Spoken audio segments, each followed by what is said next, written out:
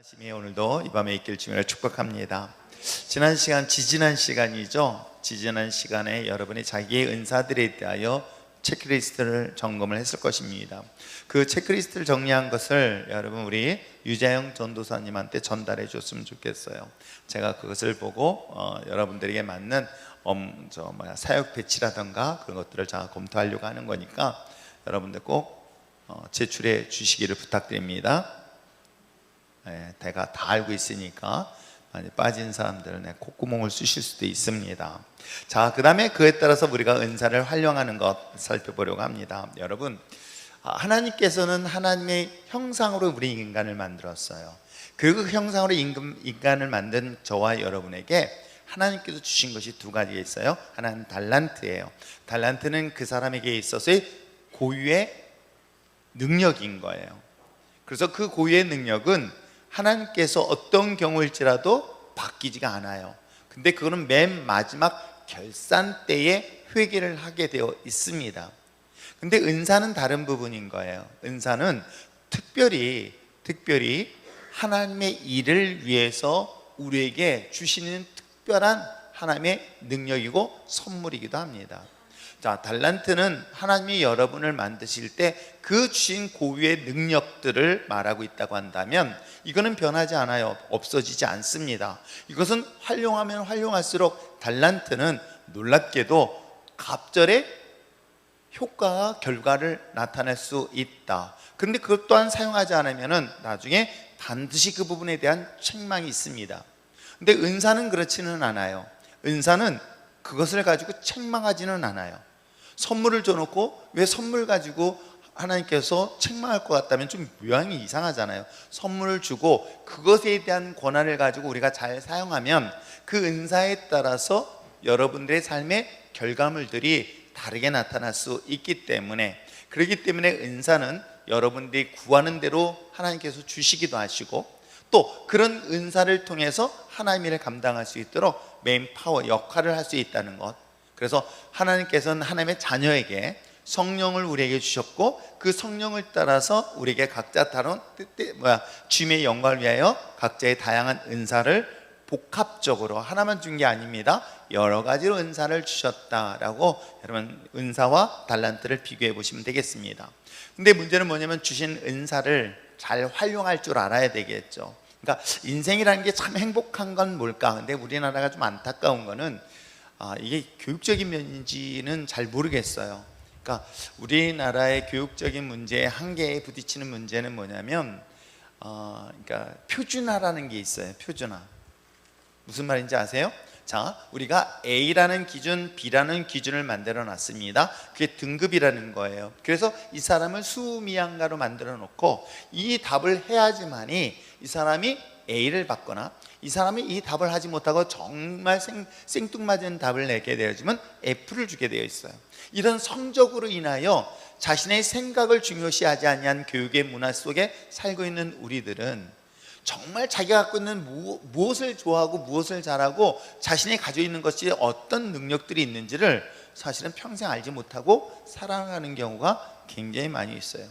두 번째는 자신의 은사와 자신의 능력과 상관없이 먹고 사는 문제로 인해서 자기와 관계없는 일들을 선택해요. 그래서 우리가 대학도 대부분의 많은 학생들이 자기에게 맞는다고 물론 설문조사도 막 평가를 했습니다. 그런데도 불구하고 뭐에 따라가요?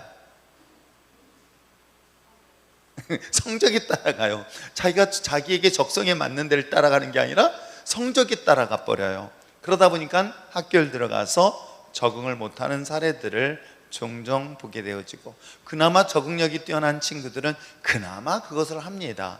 그러다 보니까 정말 내가 뭘 좋아하는지 뭘 잘하는지를 정말 잘 찾지 못하고 살아가는 것이 안타까운 우리들의 모습이기도 합니다. 그런데도 불구하고 늦었지만은 지금이라도 내가 뭘 좋아하고 뭘 잘하고 그리고 특별히 내가 무엇을 구할 때 하나님께서는 나에게 이런 능력이 나타날 수 있다라는 것들을 마지막까지 포기하지 않냐고 구하며 달랄 수 있는 여러분 됐으면 참 좋겠습니다. 그러나 또 하나 주의할 게 있어요. 왜냐하면 우리나라의 정서상 가장 큰 어려움이 뭐냐면 거절의 영을 많이 붙잡혀 있어요.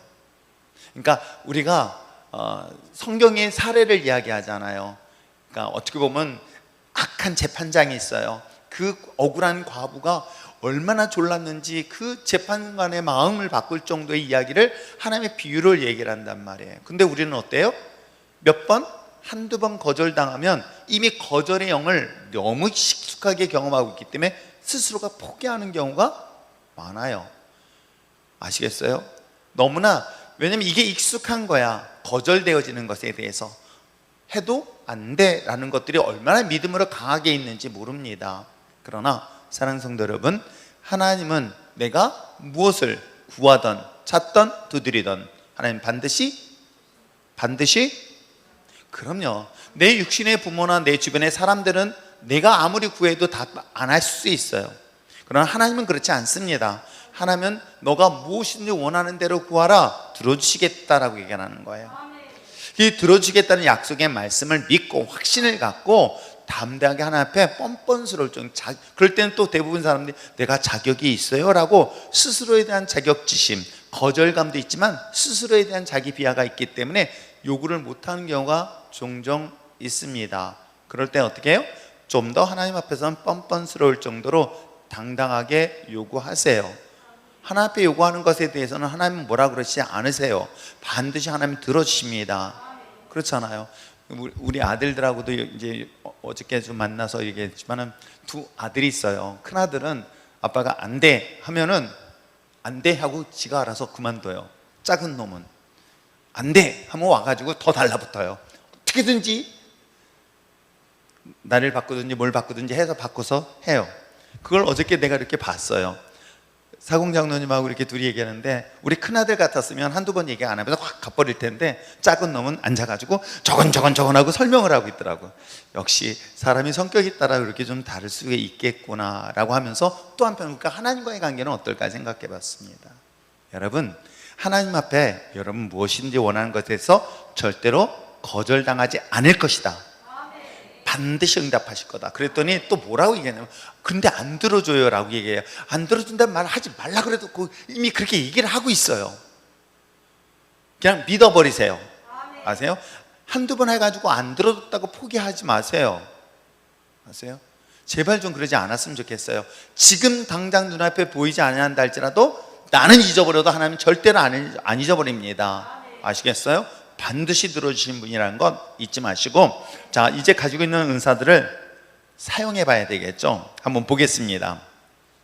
여러분 가지고 있는 책자, 사람의 몸은 약 60조의 세포로 구성되어 있는데 각 세포는 뇌와 중추신경의 지도를 받으며 한치의 오차도 없이 주어진 역할을 수행하고 있다고 합니다. 이걸 세고 있는 이 사람도 대단한 사람이에요. 60조를 어떻게 세고 있는지 저도 참 신기한 거야. 근데 책에 그렇게 나와 있어요. 자, 그렇게 해서 건강한 몸을 유지합니다. 생명체로서의 교회도 마찬가지지요. 훌륭한 리더십 속에서 모든 구성원이 건강한 교회를 세우기 위해 각자의 은사를 적절하게 발휘하면 교회는 자연히 성장하게 되어 있습니다. 근데 이게 참 재밌는 거는 이것을 기다릴 줄도 알아야 되는 거예요. 야, 이게 인간대로 맞춰야 될지 그건 잘 모르겠는데 하나님께서는 때가 되면 거기에 맞는 사람들을 계속 세워주시고 바꿔주시고 또 성장하게 하는 경우들을 제가 25년 목회하면서 보게 되어지거든요. 그러니까 다만 하나님께서는 네가 앞서가지 말라는 뜻을 종종 듣게 되지만, 한 가지 분명한 것은 모든 조직 하나하나가 잘 조화를 이루어서 그것이 건강한 몸을 이루는 것처럼 교회도 마찬가지라는 거예요. 교회도 각자의 조직 속에서 안 흐르는 것 같이, 조화를 안 맞는 것 같지만 시스템이라는 게 있어요. 그 시스템의 조화에 맞춰서 다 움직일 때 교회는 건강한 모습으로 성장할 수 있다라는 거 잊지 마시길 바랍니다. 자, 그래서 은사의 네트워크라는 말을 쓰게 되어집니다. 교회는 다양한 은사, 기호, 성격을 가진 사람들이 모여 있지요. 정말 제각기의 사람들이 모여 있습니다. 성향도 다르고 성품도 다르고 문화도 다르고 하여튼 여러 가지 다양한 사람들이 모여 있는 것은 맞아요. 그런데 이러한 상황 속에서 각자의 은사를 보다 효율적이고 효과적으로 발휘하기 위해서는 두 가지를 이야기를 하고 있습니다. 첫째는 자신의 영적인 은사, 스타일, 관심을 한 곳에 집중할 수 있는 사역이 무엇일까? 라는 것. 즉 자신의 사역의 대상, 사역의 사역지라고 보는데, 사역의 대상, 즉 내가 어떤 일들을 감당할 수 있는가라는 사역에 대한 대상이 있는가 하면 협력관계를, 즉 혼자서 하는 건 아닙니다. 여러분, 60조의 세포가 조화를 이루듯이 교회 모든 것도 마찬가지인 거예요. 내 부서에 내가 사역해야 될 영역에 나와 함께 할 수 있는 동역자, 이 두 가지 관점으로 보면 됩니다. 자신의 은사와 조화를 이룰 만한 다른 은사를 지닌 사람은 누구일까? 그래서 저는 이렇게 생각해 봐요. 마음이 맞는 사람하고 일할까요? 서로 다른 사람이 일할까요? 저는 지금까지 딱 보면 서로 다른 사람이 모여서 일을 할 때 시스템은 정상적으로 돌아가요. 아세요? 제가 이제 관리직에 있다 보니까는 영업직에 있는 사람하고 기술직에 있는 사람들하고 또 뿐만 아니라 여러 부서 사람들의 특징들을 제가 보게 됐어요. 그래서 제가 이런 생각을 해봤습니다. 야, 최고의 경영자는 CEO가 되려면은 영업적 마인드에 기본적으로는 관리적인 것들이 기본적으로 돼 있어야 되지, 이게 엔지니어 쪽에서 정말 CEO가 나오면 일은 되게 꼼꼼하게 하는데 수익에 문제가 생기고, 영업 스타일의 사람은 겉으로는 막 이 모양은 큰데 실질적인 뭐예요? 실질적인 그러니까 이쪽 기술적인 부분이 약하게 되어진 거죠. 그러니까 한쪽 부분이 월등하면 한쪽 부분이 부족하고, 기술과 영업 쪽을 둘로 나눠 보니까 그런 성향들을 되게 많이 봐요. 그래서 기술은 예를 들어서 이거를 하나 만듭니다. 이거 가지고 정말 많이 싸웠어요. 제가 옛날에 뭐냐면 이거를 만드는데 A라는 국가에서 이것을 100만 원에 내놨어요. 자, 100만 원에 내놨습니다. 그리고 그걸 100만 원에 맞춰서 이걸 만들려고 보는데, 기술자가 보니까 이걸 만들면 100년짜리를 만들어야 되겠다고 생각하는 거예요. 완벽하게. 이 물건이 100년. 그럼 100년이 되려면 얼마가 들어가야 될까요? 100만 원이 아니라 1000만 원이 들어가게 돼 있어요. 무슨 말씀인지 아세요? 왜냐면 엔지니어 입장에서는 완벽하게 만들고 싶은 거지. 그런데 이거는 100만 원이면은 이걸 100년 쓸 게 아니라 10년만 쓰면 되는 거예요. 무슨 말씀인지 이해하시겠어요? 10년, 이게 만약에 이걸 그렇다면 1000만 원으로 수주를 해야 되는데 100만 원으로 수주했다면 이거는 10년만 쓰면 다시 써도 되겠다, 이런 개념이 돼야 되는데, 기술자는, 기술 부서는 그게 아니야. 완벽한 걸 원하는 거야. 원가 중요하지, 이익이 중요하지 않아. 내가 만드는 이 상품은 최고의 퀄리티에 최고의 기술력을 갖고 최고가 돼야 된다. 이 마인드가 너무 강하다 보니까 맨날 싸우는 게 누구랑 싸워요? 영업부서랑 싸워요.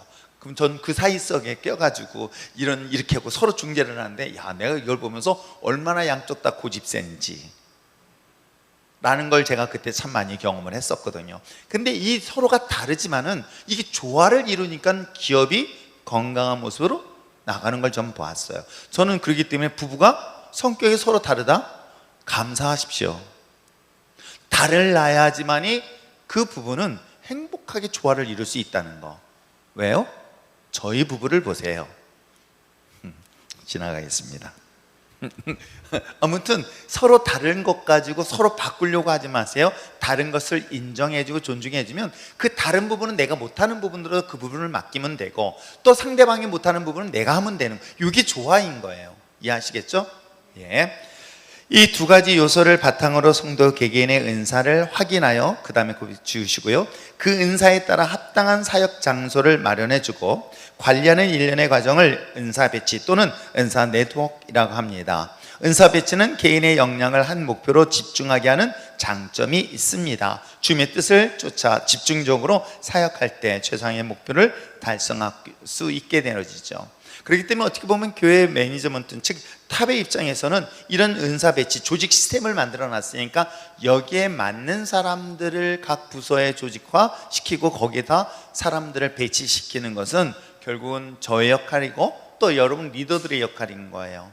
지도자들의 역할이라는 것 잊지 마시길 부탁드립니다. 아시겠죠? 자, 모든 성도는 교회를 위해서 봉사하고 다른 사람들을 섬기도록 부름을 받았고요, 이를 효과적으로 수행할 수 있도록 구조를 갖추는 것이 뭐예요? 은사 네트워크라고 이야기를 하고 있습니다. 자, 그렇다면 그런 은사의 배정에 대해서 사실은 때에 따라서는 굉장히 상처를 받거나 어려움을 당하는 경우가 있어요. 어떻게 해요? 저 사람은 사람들의 눈에 많이 띄어서 저 일을 하는데 나는 상대적으로 사람들의 눈에 밖에 있다. 그러다 보니까 뭐예요? 괜히 상처가 되는 경우가 종종 있어요. 근데 여러분 잘 들으시기 바랍니다. 앞에 들어서 나서서 사람들에게 칭찬받고 인정받으면요, 그 순간 그 사람은 하나님 나라의 상급은 줄어들어요. 그러니까 여러분보다 제가 상급을 덜 받을 수 있어요. 잘 이해가 안 되나요? 왜냐하면 저는 이 땅에서 많은 것들을 받다 보면 정작 하나님의 나라에 가서는 잘 이해가 안 되나요? 좀 대답 좀 하세요.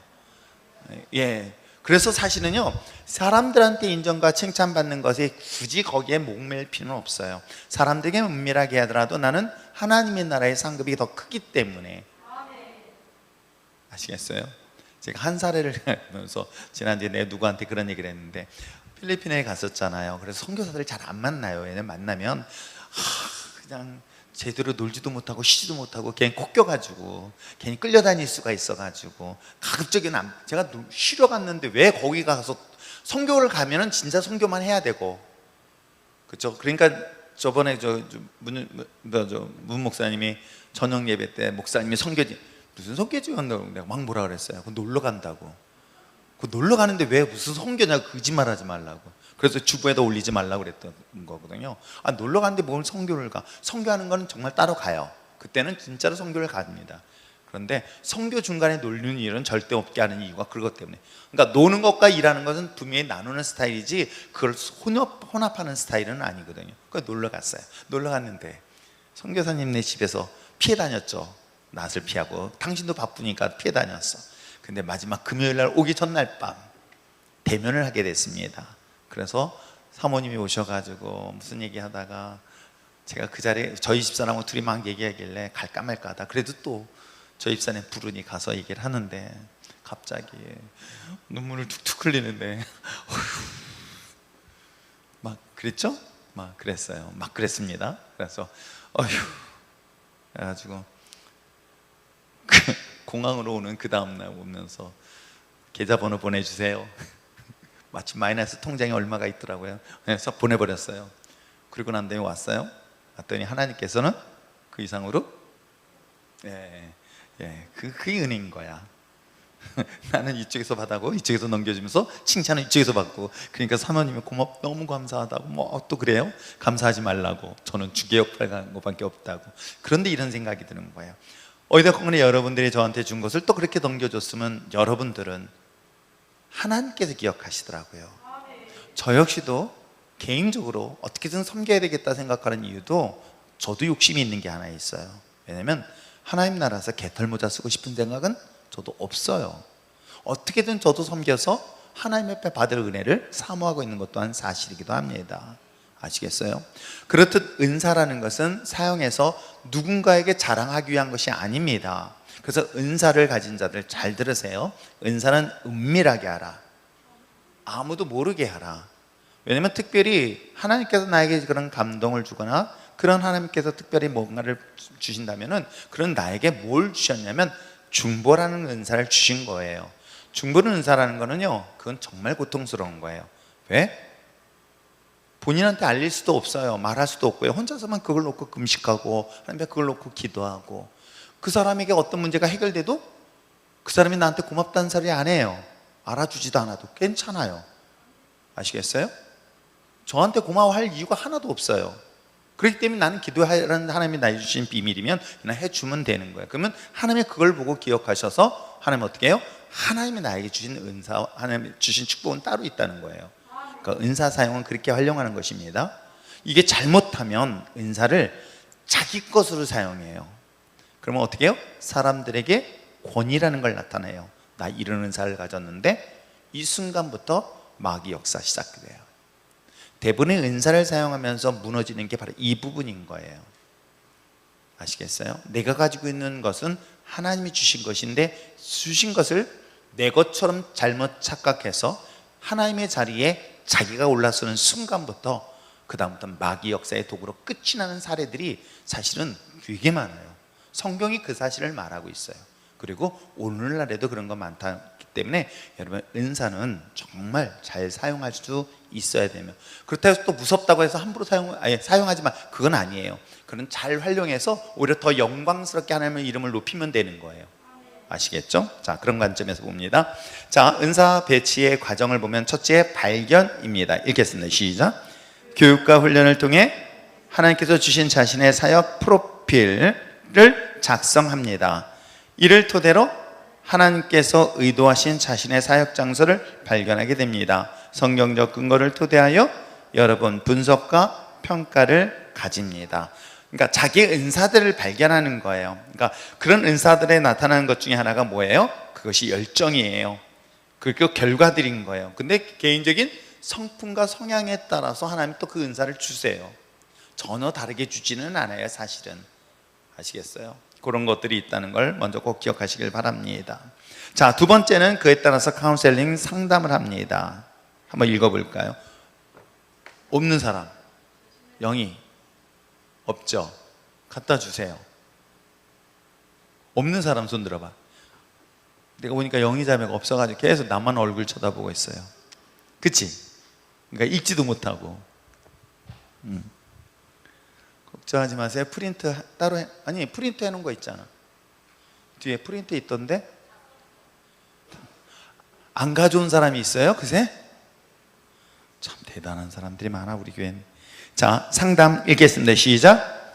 자신의 은사를 발견한 후에는 목회자 및 담당 사역자와 1:1 면담을 갖습니다. 하나님께서 계획하신 사역 장소를 구체적으로 찾아가도록 도움을 받는 과정입니다. 교회에서는 은사 배치팀을 미리 구성하여 은사 활용 명세표를 준비합니다. 명세표에 기록된 항목 중에 두세 가지를 선택합니다. 선택한 항목에 맞는 사역 내용에 대한 설명을 듣습니다. 담당자는 해당 사역의 리더에게 결과를 통보합니다. 제가 여러분들에게 설문조사한 거 있었다 그랬죠? 명세표? 그거를 작성한 것을 우리 교육자 유자영 전도사에게 제출하라는 게 그것 때문인 거예요. 그 다음에 이제 여러분들 봉사 들어갑니다. 읽겠습니다. 시작. 모든 성도는 일꾼이요 청직이다 라는 원리를 실제적으로 실행하는 단계입니다. 청직으로서의 봉사는 평생을 통해서 요구되는 임무입니다. 하나님께서는 맡겨진 일들을 신실히 수행하는 선한 청지기로 우리를 부르셨습니다. 근데 여러분 잘 들으세요. 혹시 내가 은사를 이러이러한 은사, 자기 성격과 성향, 근데 이 성격과 성향에 따라서 하나님 은사는 주시지만 또 하나 있어요. 내가 가지고 있는 잠재적 능력은 있어요. 잠재적인 그런 능력도 있고 끼도 있고요, 재능도 있어요. 그 은사들을 하나님께서 그에게 이미 부여주셨는데 문제는 뭐냐면 상처예요. 자라오면서 받은 상처들이 있어요. 이 상처들이 성령을 많이 제한시킬 때가 있어요. 은사를 제한시킨다 그러죠. 왜요? 두려움 때문에 그래요. 사람들에 대한 두려움. 그래서 앞에 나서는 걸 되게 두려워합니다. 그런데 이것을 극복하게 되어지면 내 안에 잠재된 하나님의 특별한 은사들, 이게 달란트랑 연결돼 버리면요, 이 시너지 효과는 되게 커요. 그러면 그동안 자기가 가지고 있었던 그런 억압된 분노, 상처, 이것들이 한꺼번에 치유되어지는 것들을 경험할 수 있고, 중요한 건 그 은사들은 또 다른 누군가를 치유하는데 사용할 수 있다. 꼭 이해하시기 바랍니다. 자, 개인적 은사의 활동 방안을 보면 자신의 은사를 발견하고 교회 차원의 상담을 받은 후 구체적 봉사의 단계에 들어가기에 앞서서 보통 자신의 은사 활용 계획 또는 사역 선언문을 작성하는 것이 필요한데, 두 부를 작성하여 한 부는 자신이 보관, 한 부는 교회를 제출하고요. 예를 들어서 섬김의 은사에 대한 사례들을 한번 살펴보려고 합니다. 내가 가지고 있는 섬김의 은사가 있다 했었을 때 개인적으로 활용을 해보는 거예요. 어떻게? 집에서 어떤 봉사를 하는 거죠. 내가 누군가를 섬기는 것이죠. 근데 이 섬기는 은사들은 사람들을 보여요. 저 사람의 뭐가 필요하다는 게 보입니다. 이해하시겠어요? 그래서 저 역시도 참 감사하게 이런 은사가 있다는 것 중 봐요. 오늘 민정자매가 오늘 저 수요예배를 나왔어요. 근데 난 머릿속에 딱 떠오르는 게 뭐예요? 집까지 가려면 아까 택시 타고 왔는데 밤늦게 가야 되겠네. 누가 이 일들을 섬기야 할까? 그런 것들이 보일 수 있어야 된단 말이에요. 이해하시겠어요? 그래, 난 그럴 때 내가 좀 힘들더라도 찬양 운행을 통해서 지금 라이드를 해주면 참 좋겠다. 이런 마음들을 갖게 되어지는 것들이 바로 갖고 있는 섬김의 은사들을 활용할 수 있는 좋은 동기와 배경이 되기도 합니다. 자, 교회에서 활용하는 방법도 마찬가지겠죠. 우리가 예배 후에 자리를 정돈한다든가 프린트물, 그러니까 이런 것들은 기본적으로 섬김의 은사들을 주신 하나님의 특징들이 그게 보여요. 근데 보이는 것들을 여러분 활용을 하세요.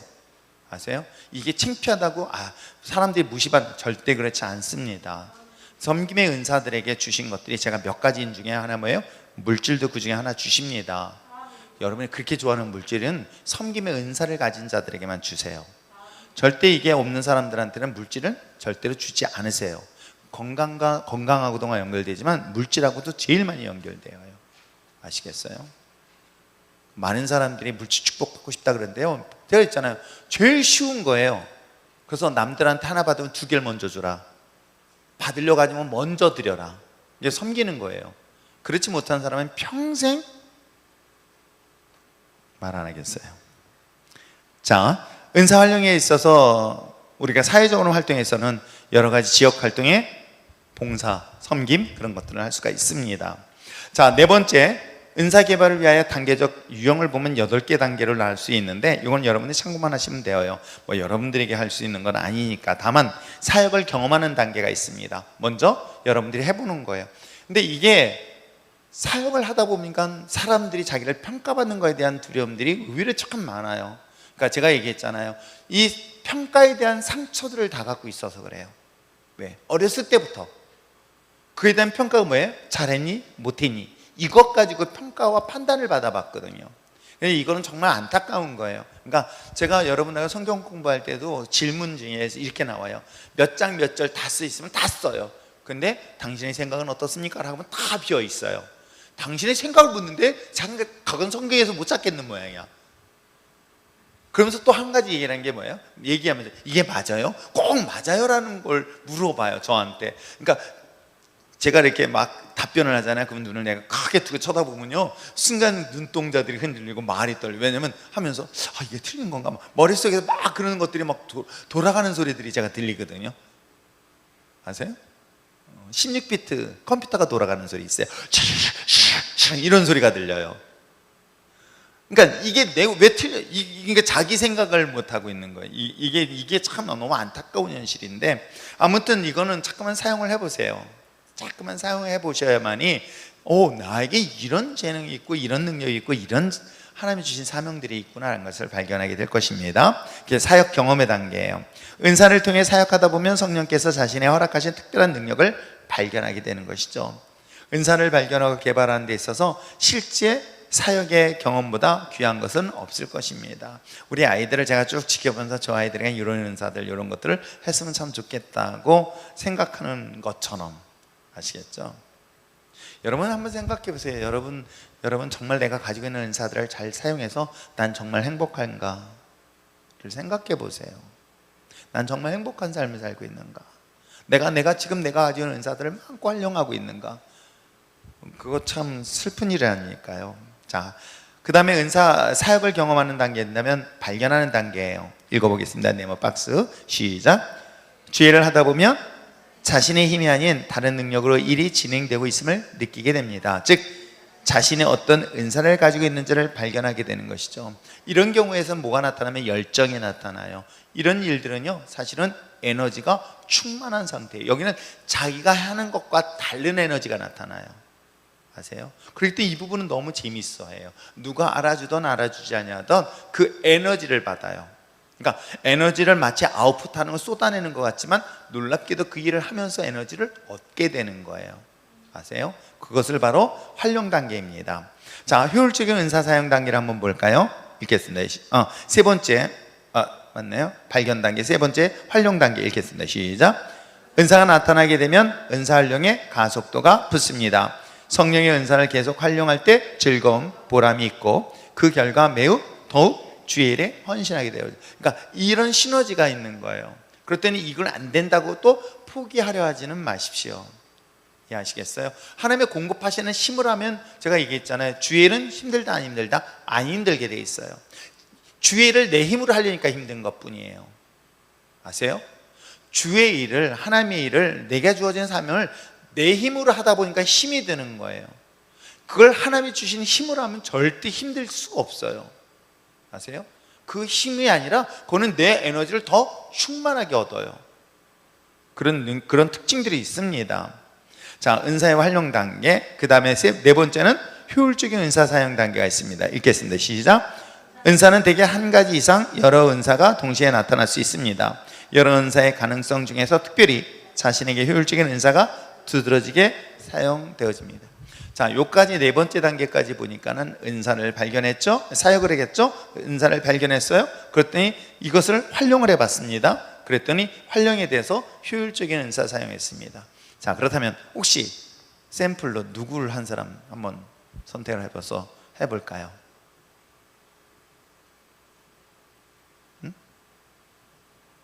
한번 샘플로.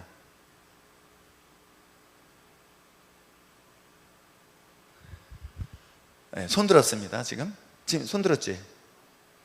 네. 네, 그게 있잖아요. 이럴 때 손 들지 말라 그랬는데 손 지금 좀 전에 들었어요. 자, 하은진 자매인가요? 집사인가요? 아, 집사 됐나요? 아, 예, 집사래요. 자, 하은진 집사를 보면서 여러분, 우리가 하은진 집사를 보면서 정말 저도 처음 성경 공부할 때 아, 정말 새로운 모습이구나 하는 걸 참 많이 발견한 자매 중에 한 사람이에요. 그죠? 아닌가요? 굉장히 차분하고 아, 죄송해요. 그런데 의외로 인간적인 그런 면들이 되게 많아요. 근데 그 안에 잠재된 저 아이가 아니라 엄마에게도 잠재된 그런 재능 끼가 있어요. 그걸 내가 어떻게 알았냐면 이 앞에 놨을 때 그 중에 또 한 사람이 또 생각났네. 어디 갔어요? 대표 기도하는 친구 어디 갔어? 진아. 에? 나갔어요? 대표 기도하고 나갔어? 내가 진화자매를 저번에 한번 헌금 특성할 때 워십하는데 제가 깜짝 놀랐어요. 진화자매에게도 집사인가? 진화집사에게도 맨날 애기만 봤지 어려기만 봤는데 저 친구에도 저런 은사가 있구나라는 것들을 발견한 게 있어요. 그러니까 이런 것들을 정말 자기는 몰랐는데 모르는 가운데서 활용하다 보니까 그게 눈에 확 띄는 경우가 있거든요. 그러면 그 사람 본인은 재밌어요. 그 일 자체가 재밌어지는 거예요. 이해하시겠어요? 그러니까 이런 것들을 은사를 활용하면서 점검하면서 발견하면서 그것이 재생산되는 특징 중에 하나인 거예요. 그걸 잘 활용만 하면은 정말 그것이 자기 삶에도 유익한 것들을 얻을 수 있는 것들이 많이 있다 없다? 있습니다. 네, 그런 것들이 있어요. 자, 다섯 번째 단계는 그를 통해서 다른 은사를 발견하는 것입니다. 읽겠습니다. 시작. 또한 은사를 활용하다 보면 처음에는 나타나지 않았던 은사가 새롭게 나타나는 경우가 있습니다. 사역의 범위가 넓어지면서 또 다른 은사가 숨겨져 있었음을 알게 되는 것입니다. 저는 음악적으로도 제가 얘기 있잖아요. 저는 다장조 외에는 아직도 악보를 볼 줄 몰라요. 저는 정말 신기해요. 다장조, 도레미파솔라스 시대 있잖아요. 그거 다장조. 그게 가장 기본이거든요. 그 다음 다 이후에 가나, 그 다음에 이 나가면요, 그 다음부터는 콩나물 대가리지 이게 뭔지 몰라요. 어디가 돈지도 몰라요. 그런데 제가 처음에 기타 칠 때도 기타 칠 줄 몰랐어요. 어쩌다가 그냥 순종하는 마음으로 기타를 치면서 찬양하게 된 거예요. 왜냐면 편하게 앉아서 찬양하는 게 정말 자유로웠거든요. 기뻤거든요. 찬양하는 그 순간이 저한테는 큰 은혜가 됐는데 갑자기 앞에 끌려 나와가지고 옆에서 기타 치라는 거예요. 기타도 없는데. 그래서 할 수 없이 어디에요? 종로가에 어제요? 종로이가 상가 거기 가서 기타 샀죠. 기타 사가지고 코드 봐야 되지. 그 코드는 그 ABCD는 옛날에 학교 다닐 때 했었던 우리 옛날에 그 있잖아요. 내가 왜 이럴까 그렇게 불렀던 우리 집사람이 불렀던 것들이 있었잖아요. 그걸 불쌍히 여겨가지고 저랑 결혼해 준 거거든요. 맨날 혼자서 불쌍하게 기타 쳤던 거 그거 기억해서 그걸 그 정도인데 이 찬양 악보를 치려니까 악보 보랴 또 찬양도 불러야 되잖아요. 땀만 흘리는 거야. 땀만. 그렇게 찬양을 처음에 시작했어요. 저는 그게 저에게는 그렇게. 그리고 더군다나 김중국 목사님하고 이현주 목사님 이제 좀 있으면 오세요. 내일 9월 달에 오신다 그러는데 이현주 목사님은 신지 치면서 막 목소리 막 성악적으로 막 하고, 이분은 뭐 기타에서 뭐 목소리 크지, 나는 뭐야, 셋이서 치는데 나만 불쌍한 것 같았어. 그랬거든요. 그런데 어느 한순간인가 하나님께서는 나에게 또 다른 걸 주셨던 게 기억나요. 뭐냐면 악보를 외우는 소리가 들리는 거예요. 그래서 제가 반주하면서 그 악소리 안 들린다면 저는 솔직한 얘기로 이 사람은 빨리 반주 내려놔라. 그러면 청음이 있어야지만이 음악적으로 뛰어나다는 걸 나 그때 알았어요. 저는 악보는 모르지만은 그냥 들으면 외워져요. 그리고 들으면요, 처음 듣는 클래식도요, 피아노 칠 때 뭘 잘못 쳤다는 게 딱 들리는 거예요. 처음 듣는 곡인, 아, 이게 하나님이 내게 주신 특별한 은사구나. 근데 대부분의 음악하는 사람들은 뭐예요? 청음이 뛰어나야 돼요. 아, 우리 부모님은 왜 나한테 피아노를 안 가르쳤을까? 두고두고 원망했어요. 그럼 난 세계적인 그건 아닌데, 아무튼 그렇게 해서 하나님께서는 내가 알지 못했던 것들을 그냥 얼떨결에 순종했는데, 여러분 이 순종하는 자리 별로 쉽지 않아요. 그냥 그 찬양하는 그 자리에 하다 보니까 하나님께서 내가 알지 못했던 그런 것들을 듣게 됐고 알게 됐고, 그리고 또 하나는 재밌는 게 나중에는 찬양 인도를 하기 시작한 거예요. 찬양 인도하는데 너무 재밌는 거예요.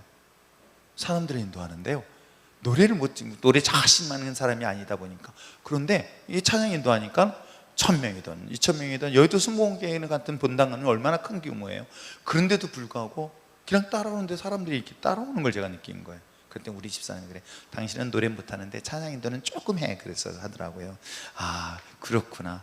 근데 지금은 거의 찬양 인도를 거의 안 하다 보니까 그 은사들은 점점 사라진 것 또한 사실이기도 합니다. 근데 여러분, 내가 만약에 그걸 알지 못했다고 한다면 어땠을까?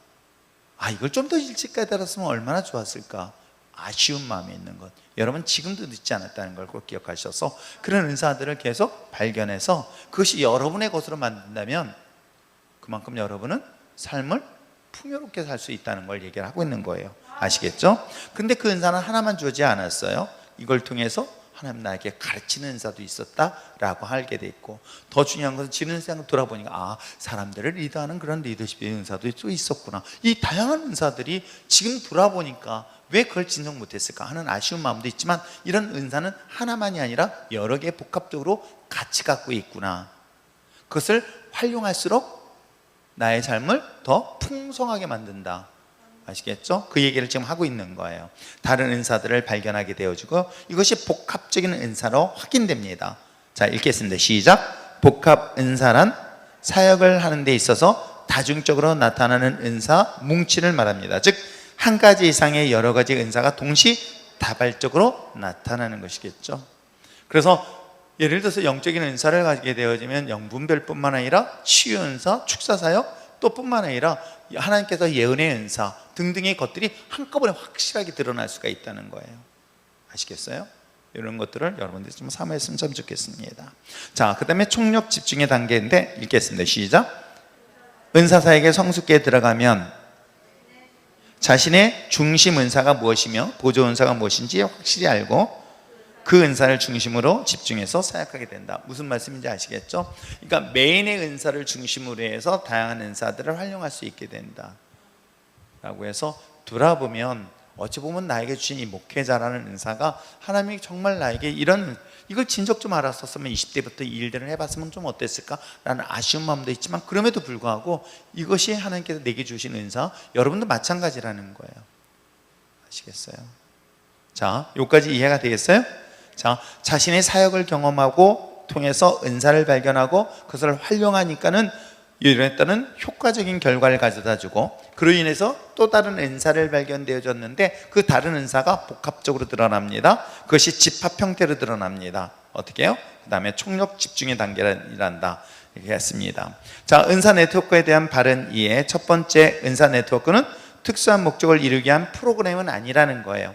그러니까 어떤 프로그램을 해서 이루어지는 것은 아닙니다. 자, 두 번째, 은사 네트워크는 결과보다 과정을 중요시하는 거예요. 그 과정을 통해서 하나님의 역사하심을 보게 되는 거고요. 자, 은사 네트워크는 깨닫지 못할 뿐 교회는 이미, 그럼요, 여러분 다양하게 드러나고 있는 거예요. 아세요? 다양하게 드러나고 있는 거예요. 나도 모르게 거기엔 성가대에 들어가기도 하고 반주로 들어가기도 하고 교사로 들어가기도 하고 조직을 맡은 리더로서 역할도 하고 또 남들에게 보이지 않는 서브의 역할들을 충실하게 하는 사람들이 있을까요? 있습니다. 아시겠죠? 그 다음에 뿐만 아니라 네 번째, 은사 네트워크는 일꾼 모집의 어려움을 모두 해결할 수 있는 것은 아닙니다. 그러나 적절한 일꾼을 적절한 사역 장소에 배치하는 데는 최고의 도구가 될 수 있다라는 것이 바로 일반적인 은사 네트워크가 갖고 있는 특징이기도 합니다. 그래서 우리 교회도 이런 과정을 통해서 오랜 기간 동안 말씀을 훈련시키면서 사람들을 지켜보고 있는 거예요. 그래서 말씀이 점검이 중요한 것은 은사가 말씀 위에 있어, 말씀이 기초가 되어야 되는데 말씀의 기초 없이 은사가 되어지면 말씀드린 것처럼 이건 독이 되는 사례들이 되게 많아요. 그러니까 말씀의 기초가 돼야지만이 하나님이 주신 은사를 분별할 수 있고 은사를 절제할 수 있고 잘 사용할 수 있습니다. 그런데 이 말씀이라는 반석과 같은 예수 그리스도의 복음이죠. 사실 말씀은 반석과 같은 예수 그리스도의 복음의 진실이거든요. 이 복음의 진리를 잃어버리게 되어지면요, 이게 나중에는 무엇으로 빠진다? 영으로 시작하여 육으로 마친다 라는 굉장히 위험한, 그러니까 은사는 우리에게 유익하면서도 불구하고 그것이 잘못 사용되었을 땐 독이 될 수 있다 없다? 있다. 그랬더니 은사가 독이 되는 것 때문에 결과가 안 좋다고 해서 은사를 폐지하자, 이건 잘못된 거예요.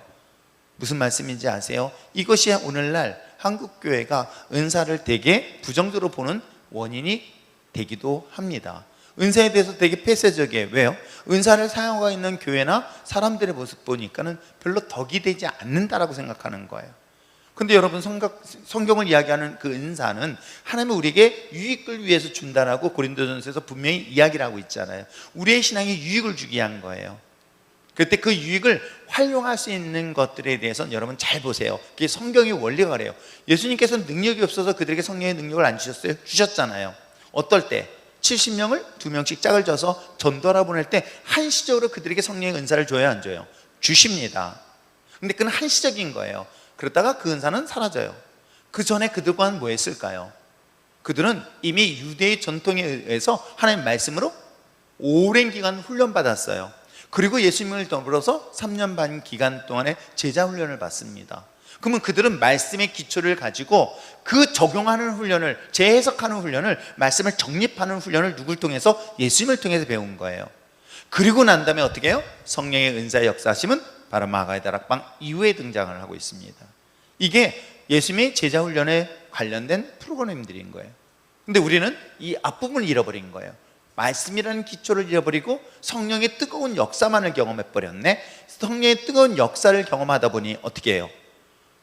그 안에 말씀으로 그것을 정리하고 절제시키고 그 말씀에 대하여 통제를 받아야 되는데 내가 내 스스로를, 자기의 생각을 통제를 하게 되어진 경우가 종종 있습니다. 이래서 우를 범하는 경우가 한국교회에 되게 많이 있었어요. 사실은 그것이 한국교회가 상처가 되다 보니까 부정적인 생각을 하고 있습니다. 저는 그건 부정적으로 생각하지 마십시오.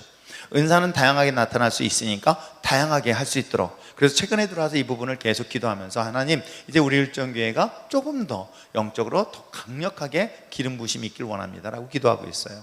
그래서 여러분들 가운데서도 다양한 은사가 나타날 때 제가 어느 정도 컨트롤 가능하니까 그걸 제가 점검을 할 겁니다. 대신 질서대로 할 수 있도록만 제가 관리를 할 거니까 그 부분에 대해서는 여러분 사모하십시오.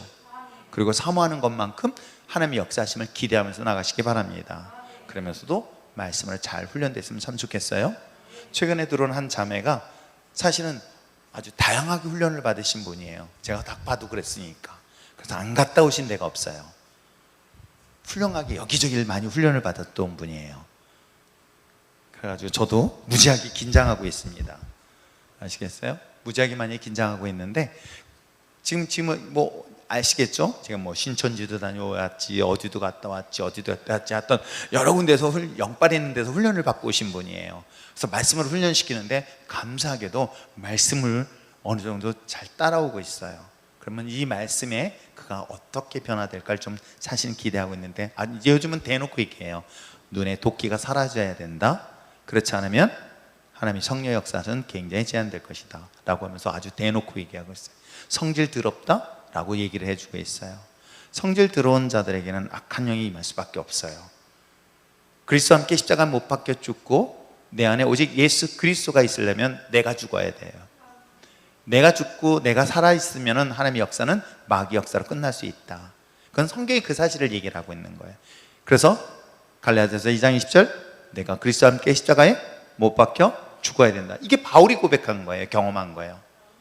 바울이 정말 경험했기 때문에 그런 고백을 할 수가 있었고 믿음의 선배들이 다 그런 경험을 한 거예요. 예수님을 통해서 자신이 십자가의 못을 받고 죽고 그게 바로 마가다락방의 성령의 역사였던 거예요. 그런데도 불구하고 어떻게 해요? 나중에 이단으로 하는 케이스가 있단 말이에요.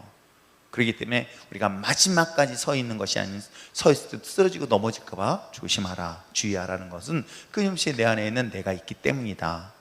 아시겠어요? 그래서 은사는 사모하되 특별히 이번 은사에 관련된 부분을 정리해 나가면서 여러분들이 그 부분을 더 사모하되 하나님의 앞서 하나님의 이름을 높이는 데 사용할 수 있도록 여러분들이 잘 준비하면서 기도했으면 참 좋겠습니다. 기도할까요?